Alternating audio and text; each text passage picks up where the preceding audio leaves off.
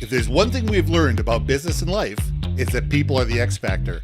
They constantly surprise us, both in amazing ways and not so much. We're Ben and Syya, and welcome to the Gnaw on This Business Bytes podcast.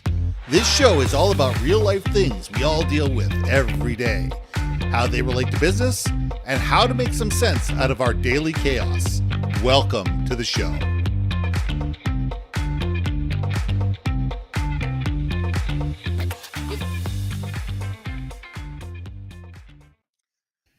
And welcome back to another episode of Gnaw on This Business Bytes. I'm Ben, and this is Syya. Here's a question. How do you make your clients feel? Are you creating an emotional bond between your clients and your product? Are you sitting there, and we did this instead of, if you gave them a Pepsi and a Coke, and you put it in front of you, and you were Coca-Cola, would they go grabbing for the Coca-Cola and throw the Pepsi out the window, or vice versa? Or would they say, it's just bottled water, carbonated bottled water with some sugar in it. It doesn't really matter what it is. Have you created an emotional bond where all of a sudden, it doesn't matter how many of your competitors are in the room, they're talking about you. And they're reaching to deal with you. And they're reaching in their pockets to do business with you because they believe that your product, your service, your customer service, your people, your brand is worthy of their attention. Syya, let's gnaw on this. Woo-hoo-hoo. Let us gnaw on this. But first, let me enjoy this wonderful, toasty, warm cup of coffee in my hand because it just feels so And whose coffee good. is it? It's an Addison roast, so it's Yes. a local roaster. There we go. But it's Ethiopian blend because we like a Ooh. little bit of fruit forward in our coffee. But look, let me tell you something. This is a cup of coffee, is a cup. It functions and it serves its purpose. Whatever's inside here, we could have touched a little bit of Bailey's in it, depending on the morning. I'm kidding. I'm not, people. Trust me. Compulsion strong, there are some days. Hey, But, the sun's over the yard arm somewhere. I'm not judging. What are you talking about? No, look, this is just a cup, right? Mm-hmm. But for some, this could be like, this is my great grandmother's cup that she drank when she would wait for her husband to come home, who, funny enough, guys, was not my great grandfather. Want to hear that story? Well, let me tell you that story. You know what I mean? Like, and then you just kind of like, you go off into that experience of her holding it, waiting, and coming back from the war and all that good stuff. And the fact that you're touching the same thing, the same germages potentially, right, is right there. There's something to be said about this. A cup is a cup is a cup, but if you have a connection to it, Mm-hmm. there's a reason for it. And if I can make you care and give a damn about my great whatever cup, then it's a win. And if brands can do that, it's a win for the brand because now the brand's now associated with that warm feeling, not necessarily the cup. They're just associating that warm feeling with, your product. So let's go back to, I think, a episode or 10 or whatever, or maybe last week. I can't keep track anymore. Coca-Cola did a really fracking good job of during the 70s. It was a war-torn era, Vietnam War in America. We're trying to wind that down. And then Coke came out with, I'd like to teach the world to sing. That's right. And they had multicultural people singing. I'm sorry. That was over 50 years ago. And I remember it. I was not born when it came out. Yes, it was. Damn it. No, I wasn't. Less than 50 years. Damn it. Save me. It's all right. It's all right. Tell you what, I was over 5 years old. How about that? We'll make me older. Is that better? Yeah, it is. Yeah, whatever. Go. I'm done.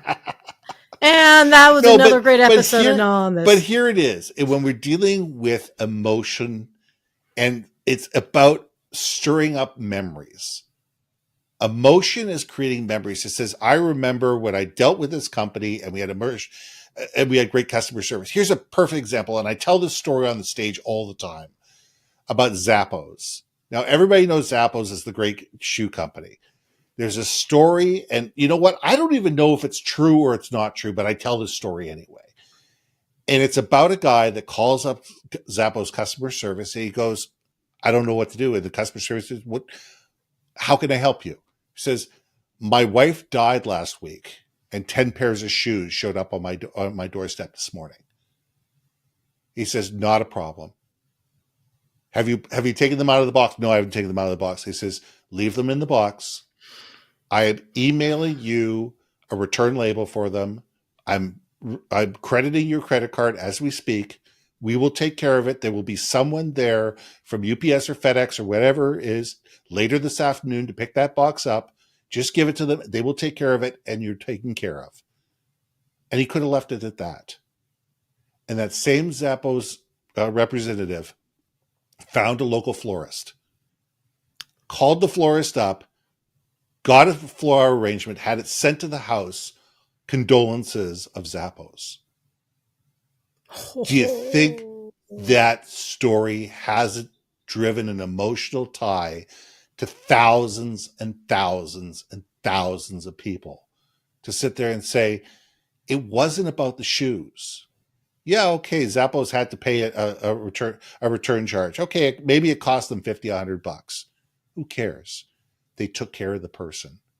They made that person feel that they were listened to, understood, and valued. They created an emotional attachment to that person.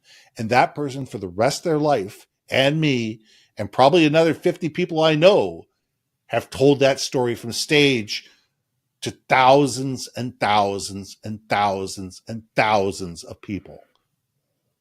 And what that's done to elevate the Zappos brand, along with the other hundreds of stories that are probably out there like that, shows that the people at Zappos care about the people they're doing business with. It's not just a transaction. It's about making people's lives better. And when you think that the company that you're working with is there and they've got your best interest at heart, it's really irrelevant if they're $50 more money or $50 less money.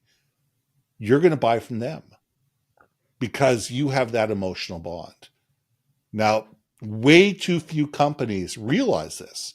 Way too few companies do this sort of thing. It says, well, you signed off on it. It's your fault. No, okay, your client made a mistake. How can you fix it together? How can you meet them halfway? So you're not going to lose money, but they're still going to feel that they're being taken care of. How can you create those bonds and that emotional connection? Because once you do that, it's amazing what can happen next. It doesn't have to be grandiose gestures either. It doesn't.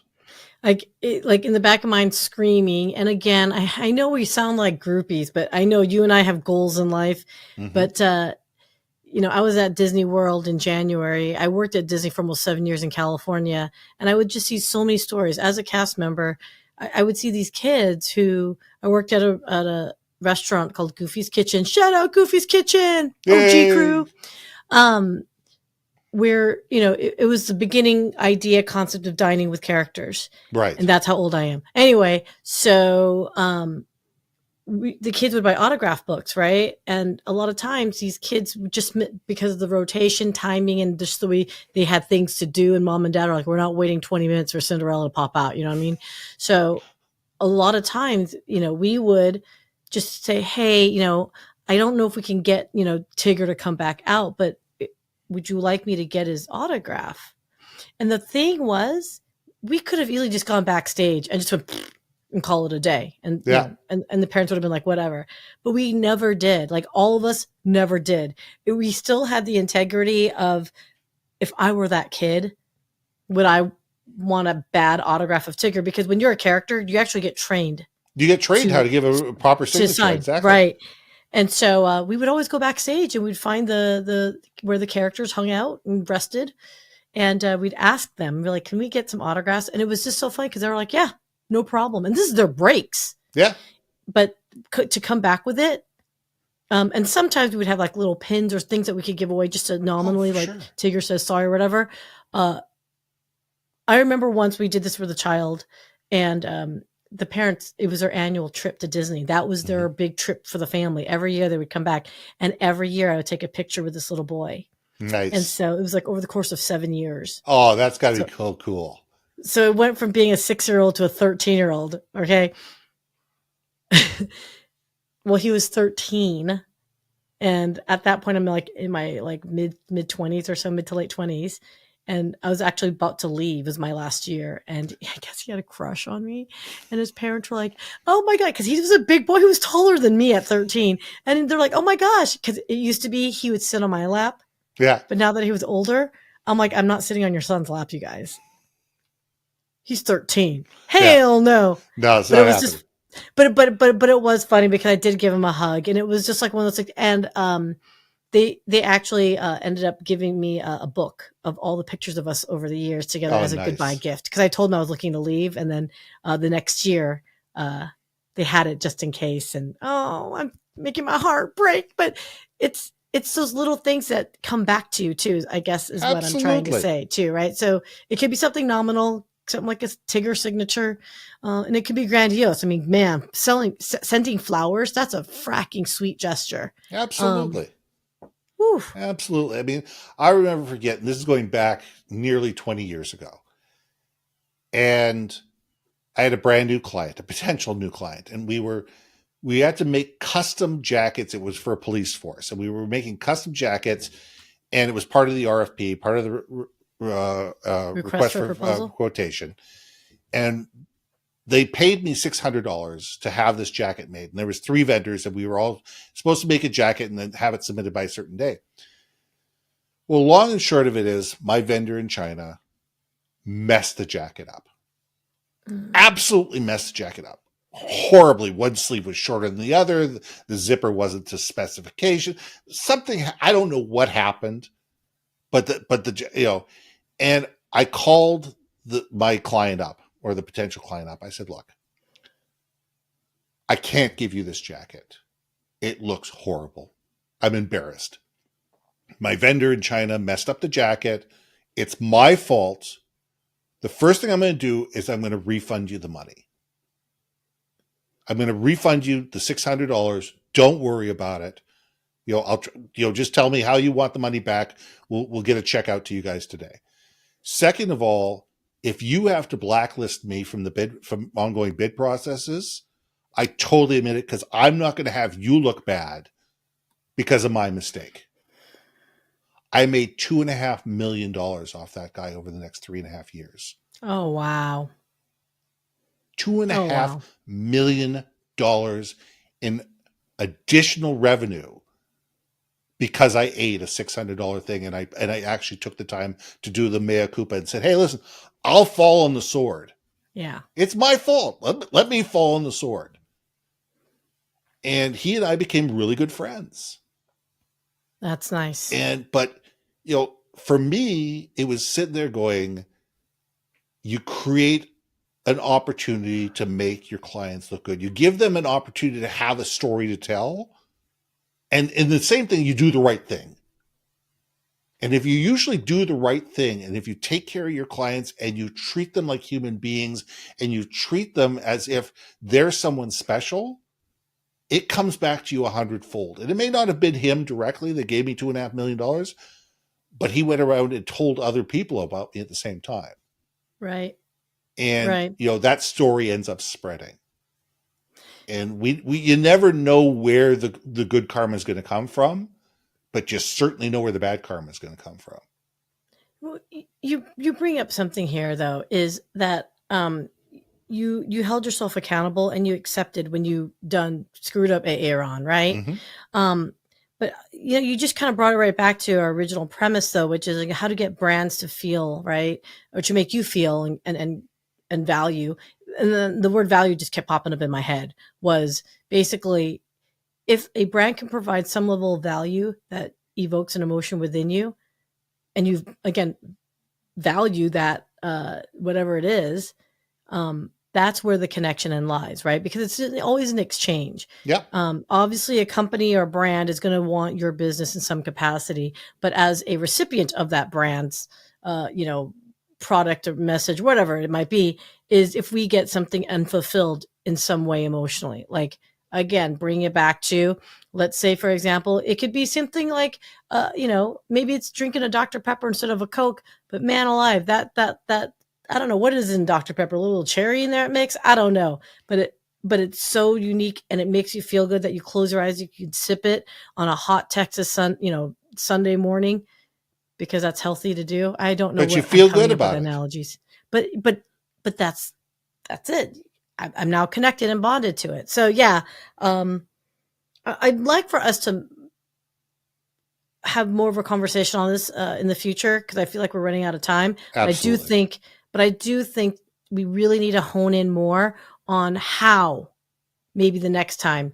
Okay, fine. We talked that there's a need, but now let's talk about maybe how, and maybe we'll talk about some other companies that are doing it well. Maybe I would be in for that if you are. So let's come up with another one, and let's make that happen. So I'm Ben, and I'm Syya, and we'll see you soon. Hey! Thanks for listening to another episode of Gnaw on This Business Bytes.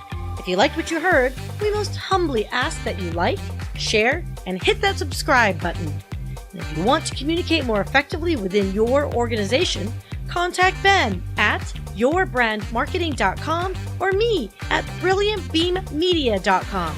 We can help you build your community, brand awareness, and personality through digital content and podcasting. We cannot wait to hear from you. So see you next week for another episode of Gnaw on This Business Bytes.